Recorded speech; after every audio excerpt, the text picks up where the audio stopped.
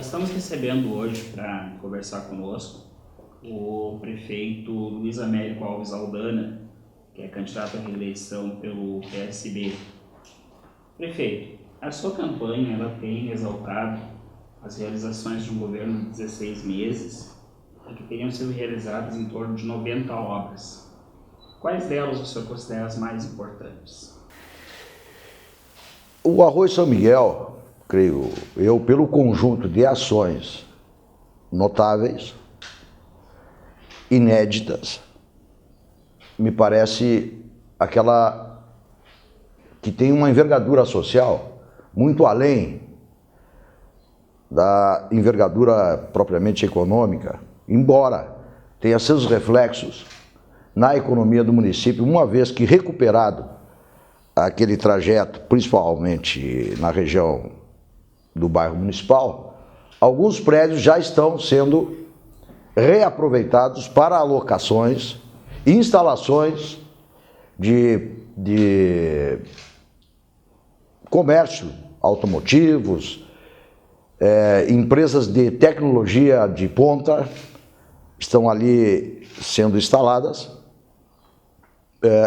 em razão daquela recuperação. Mas parece a nós que realmente cala, marca, é a ação social que está sendo feita ali, educacional, tanto no aspecto de saúde básica, que concomitante à facção do arroio, daquelas recuperações, há uma ação social efetiva da assistência social através de técnicos que identificam as famílias, identificam os lares, o modo de viver e indicam soluções para que vivam melhor e convivam melhor com o próprio arroio.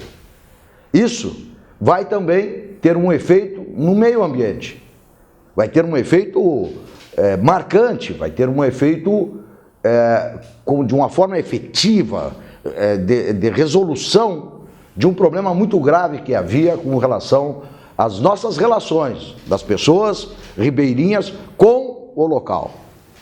É isso que importa, é isso que marca, é isso que faz, além da elevada técnica lá aplicada, nós teremos para aquelas pessoas uma melhor condição de vida. Nós teremos para aquelas pessoas, inclusive, um conhecimento que é algo que aplicarão em suas vidas daqui para frente, em especial as crianças. Ok. O ex-prefeito Paulo Azevedo alega que o senhor conspirou junto com a oposição para derrubá-lo através do processo de impeachment. Isso aconteceu, prefeito? Bem, a história está sendo deturpada por esse senhor. Infelizmente, no seu atrapalho generalizado, vem justificar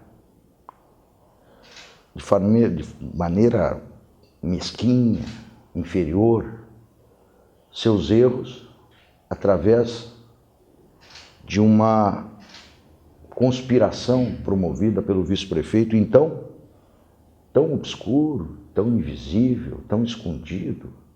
Que força teria um vice-prefeito que não existia? Estava formalmente constituído porque ele foi dado posse a ele, a vice-prefeito, mas o que ele decidiu? Talvez, se o vice-prefeito fosse ouvido, não teria ocorrido essa tragédia, esse fato inédito na política montenegrina. Tem que buscar um culpado. Eu quero dizer uma coisa para a população. A cada vereador deve ser perguntado se algum dia Aldana os procurou para tal. O senhor se arrependeu de ter apoiado o Paulo Azevedo em 2012? Não. Se candidatado a vice-prefeito? Não. Eu não tenho... Politicamente, eu acredito que era o momento que tinha que acontecer aquilo ali. Agora que é claro que depois Não pode haver arrependimento nisso aí, é muita responsabilidade. É claro que depois de sabendo os fatos, do que acontecia nos bastidores, ofensas morais ao candidato Cardona, eu tenho que se referir a esse nome, isso não se faz. Isso jamais se faz. O que se fez e que a cada dia que passa eu fico sabendo, a cada dia que passa eu fico sabendo de novidades. Não, Aldana, aconteceu isso, não, Aldana, aconteceu aquilo. Realmente é devastador, né? E interessante que essas figuras ainda estão por aí, as pessoas que praticaram esses atos estão por aí apoiando candidaturas e trabalhando para candidaturas. Deveriam ser banidos. Não, eu acho que a minha figura na campanha ela não era importante, não me pareceu que o PDT me considerasse assim. Tanto é que eles alegaram que eu só ajudei em 400 votos, né? Gritavam no café comercial que o pessoal tinha ajudado só com 400 votos. Eu fiz uma campanha a pé, andando aí pelos bairros, até a última hora que era permitida pela lei. Fui visto conversando em lugares que ninguém foi. Fui visto exatamente naquele horário que encerrava a campanha. Eu estava a pé no bairro industrial, vinha caminhando. Em qualquer casa que tinha luz eu entrava, né? Oferecendo a nossa candidatura. E fiz isso tudo sozinho, né? Aquela saída do caminhão é uma prova cabal. Saiu o Márcio Menezes com o caminhão e eu em cima do caminhão, falando. Muitas pessoas vão se lembrar desse fato. Isso foi a campanha. Vocês me vinham junto com o candidato? Não, porque eu não era importante, né? Eu não fazia voto para eles. Prefeito, embora o senhor tenha prometido fazer um governo de coalizão, a sua gestão ela se encaminha para o encerramento com a participação no governo de apenas mais 2 partidos, além do seu. Por que os outros não apoiaram?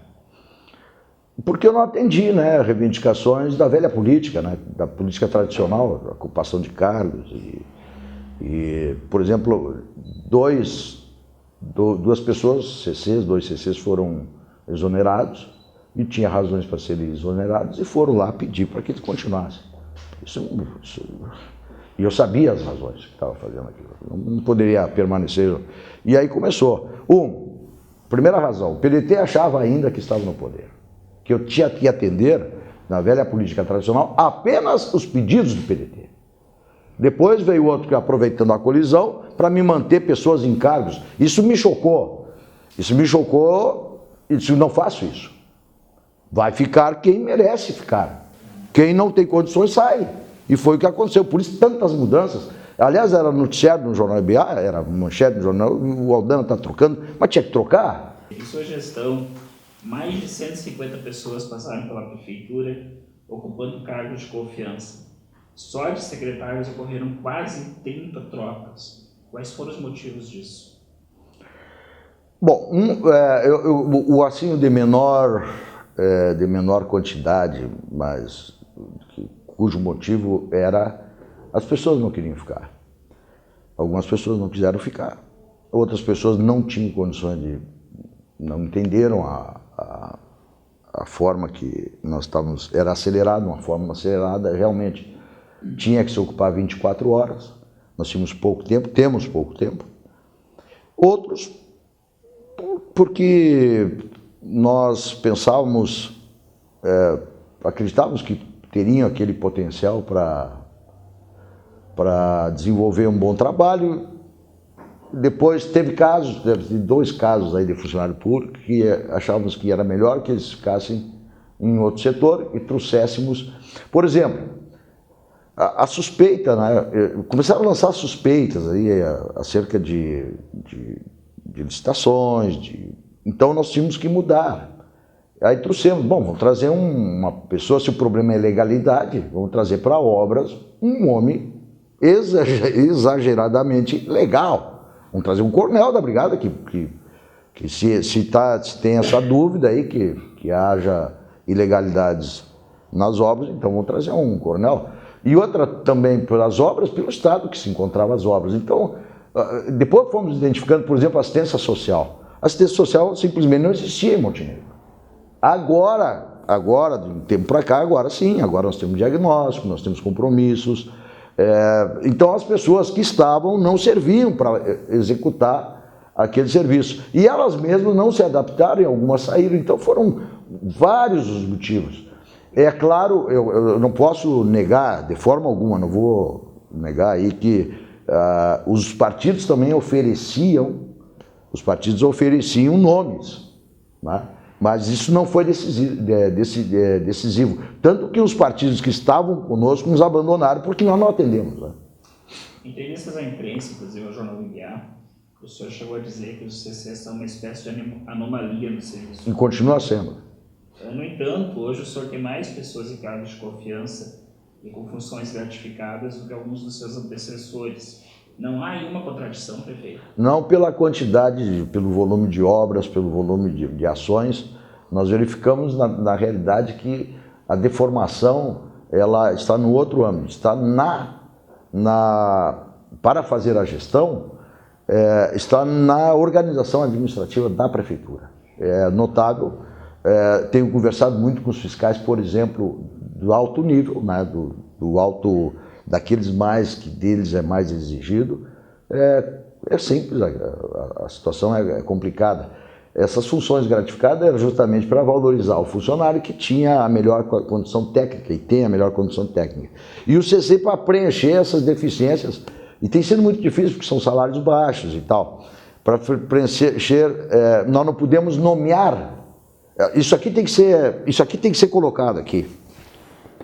Isso aqui tem que ser colocado aqui. Por que tem CC? Porque nós não podemos, nós assumimos um compromisso chamado plano de carreira. Nós não podemos inchar a folha e chamar pessoas agora porque estamos promovendo funcionários, estamos reestudando a promoção dos funcionários. Nós não podemos chamar novos concursados, com exceções, que realmente sejam situações muito graves. Estão se aposentando muitos e está faltando funcionário. Esta que é a realidade. Existem também muitas críticas entre os vereadores e pessoas do próprio governo de que o senhor está cercado por um grupo de assessores muito truculento. Por que mesmo assim eles permanecem no governo? Isso é a opinião deles, né? Agora, essa questão da truculência, eu também, isso aí é inaceitável, né? Talvez seja o comportamento, o tipo das pessoas se relacionar, não sei. Agora, não se justifica de forma alguma a truculência no serviço público, mas ao mesmo tempo a chamada de atenção para a funcionalidade, as funções estipuladas. Olha aqui que eu vou dizer, senhor telespectador, ouvinte, leitor. Quando se faz um concurso público, está lá estabelecido as funções. E as pessoas têm que cumprir aquelas funções. Alguns são tão abnegados que fazem até mais do que aquilo. Outros, pela cultura que foi estabelecida nos últimos 50 anos, sequer fazem, mas a grande maioria quer fazer. Então, setores que não funcionavam na prefeitura, ou ainda que gastavam mais do que apresentavam, por exemplo, o setor de obra, de serviços urbanos, que nós assumimos como a despesa em 4 meses de 2 milhões de reais, e que nos mesmos 4 meses nós tivemos uma despesa de 50% e recuperamos todas as máquinas do serviço urbano estão funcionando. E por que quando nós assumimos nenhuma funcionava? Então, às vezes, parece truculência. Não. O que eu peguei? Todas as pessoas que trabalham comigo são trabalhadores. São gente que na atividade deles demonstraram ênfase, demonstraram entusiasmo em trabalhar. Às vezes até a fala do prefeito é confundida. É considerada truculência, a fala do prefeito. Não, mas porque o prefeito passou a vida inteira trabalhando. E ele sabe a responsabilidade daquelas coisas que assume. Desde os 11 anos, sem tirar férias. Trabalho até chegar, e cheguei onde exatamente quis. Eu quis ser tabelião, sou tabelião. Por quê? Por denodo, por esforço, por entrega total, com responsabilidade. Com muita responsabilidade. E às vezes tu precisa dar uma chacoalhada, mas jamais se admite truculência. Recentemente, durante uma manifestação de professores estaduais em greve, o senhor teria chamado alguns deles de vagabundos. O que levou a tamanha agressão, prefeito? Isso eles dizem, né? Eles que me chamaram. Na verdade, não poderia ter usado esse termo. Eu queria ver até, já andei pedindo aí que me apresentasse. Na verdade, quiseram me expulsar do grupo que apoiava a greve. Isso que eu faço desde 1982. Sempre apoiei magistério, por uma série de razões, uma que eu acredito no magistério. Eu sou do tempo do Grêmio do professor Gaúcho. Essas pessoas nem tinham nascido. O que aconteceu na frente do Colégio São João e prosseguiu é que, inclusive, me empurraram. Inclusive, um deles disse que havia me empurrado para me expulsar do grupo, porque eu desci do Colégio São João até a frente da prefeitura, em que me lembrou, olha, aqui eu fico porque eu vou trabalhar. Eles queriam, me perguntaram se eu não tinha vergonha na cara, quer dizer, se eu era sem vergonha, me disseram, me chamaram de endireitado, né? Disseram que eu tinha colocado o professor Breno, o professor Breno estava sentado lá dentro do gabinete, numa mesa trabalhando, o professor Breno, daí o professor Breno botaram no meio. Disseram uma série de impropérios contra mim e também achei irrelevante porque são pessoas fracas mesmo, né? São pessoas não têm vínculo com o magistério, essencialmente tem formal, mas não tem nada a ver com o exercício do magistério. E eu não uso esses termos. Eu não uso esses termos. Sim, eles colocaram, inclusive escreveram e disseram na rádio que me empurraram. Eles disseram na rádio que me empurraram. E no jargão do direito criminal, do direito penal, isso aí é agressão.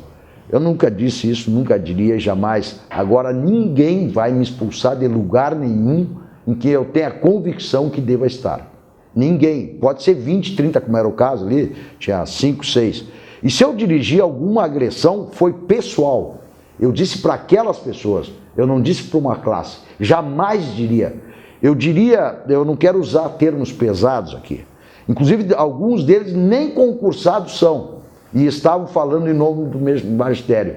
Que já tinham agredido a diretora do Colégio São João Batista, que eu vim a saber depois. Então, até eu deveria ter reagido com mais ênfase ainda do que reagir. Mas não disse isso, não disse isso. Eu quero que me apresente a tal gravação, mas realmente eu nego isso aí, não aceito isso aí de forma alguma, né?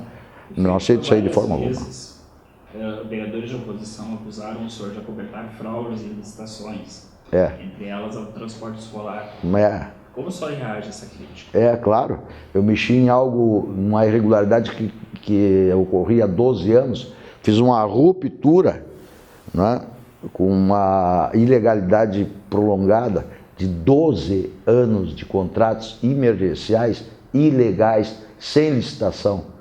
É fato que aí mexeu em alguma coisa que incomodou as pessoas, né? Então eles estão dizendo isso aí, mas nós estamos prontos aí para discussão, sem problema nenhum.